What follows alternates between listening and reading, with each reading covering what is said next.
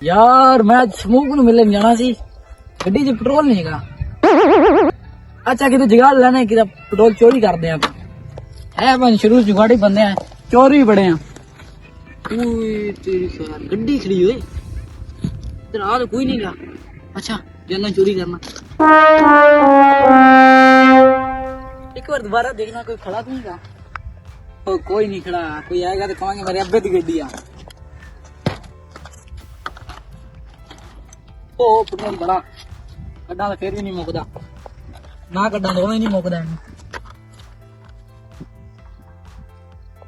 यार आज कोई डकैती लानी है। ओ मोटरसाइकिल यार डकैती लगेगी।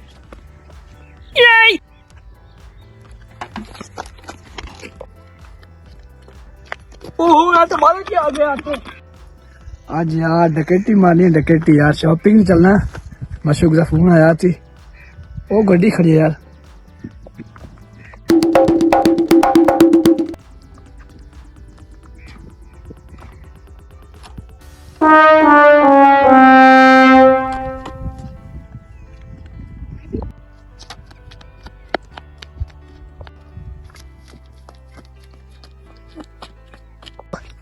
ओए इधर आओ इधर आओ।